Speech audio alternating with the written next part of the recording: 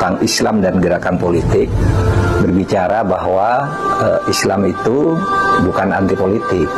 Islam itu justru sesudah perintah turunnya bertauhid itu perintahnya politik, yaitu menegakkan keadilan, merubah struktur sosial. Nah, lalu ada yang mengatakan, loh Pak, Indonesia kan bukan negara Islam, kenapa bicara Islam dalam politik kenegaraan? Begini, justru itu penting. Maka saya sekarang akan bicara Islam dalam konsep negara kosmopolit, ya. Jadi karena berpolitik itu penting menurut Islam, maka di dalam agama Islam itu ada istilah-istilah negara dan kekuasaan.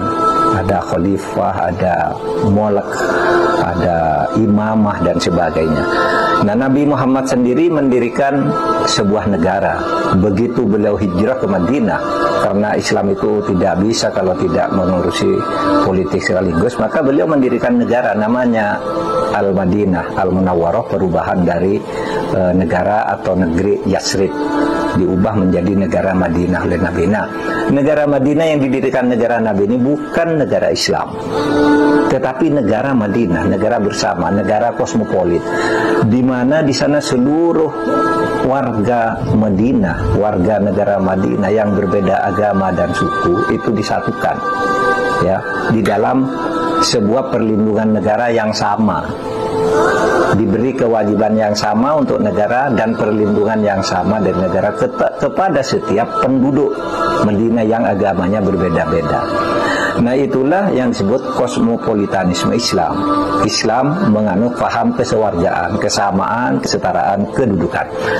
Nah, kemudian saudara sekalian, negara di dalam Islam itu tidak diatur dengan sistem dan bentuk tertentu. Tidak ada Indonesia harus negara khilafah atau negara itu harus khilafah, harus demokrasi, harus monarki, harus republik, harus parlementer. Tidak ada di dalam Islam.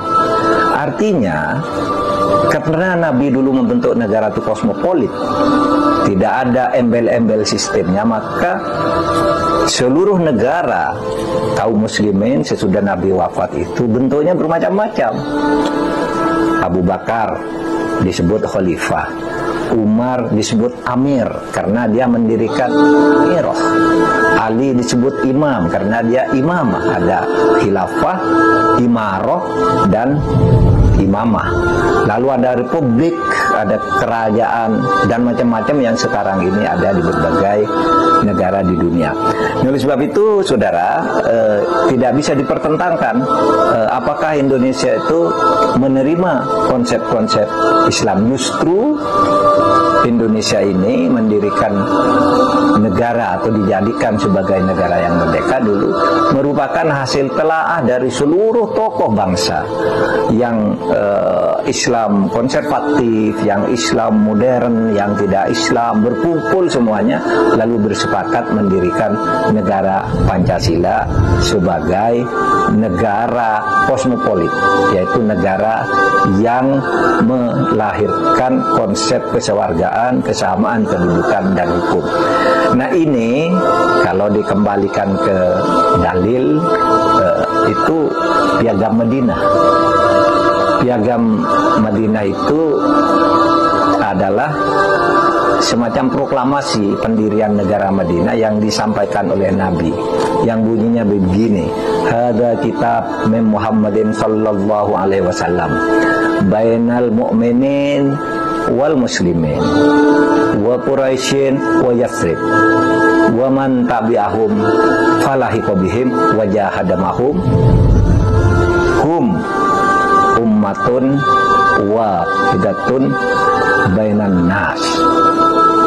Nah, kata Nabi, ini proklamasi proklamasi dari Muhammad berdirinya negara Madinah antara orang mukmin dan orang Islam, antara orang Yasrib dan orang Quraisy. Orang Quraisy itu pendatang dari Mekah, Yasrib penduduk asli yang beragama-agamanya.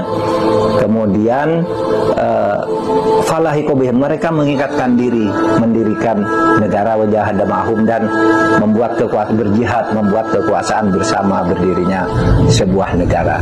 Dan mereka ini, negara Madinah ini adalah satu realitas geopolitik, satu realitas geopolitik di antara berbagai geopolitik di dunia. Itulah negara kosmopolitan menurut ajaran Islam.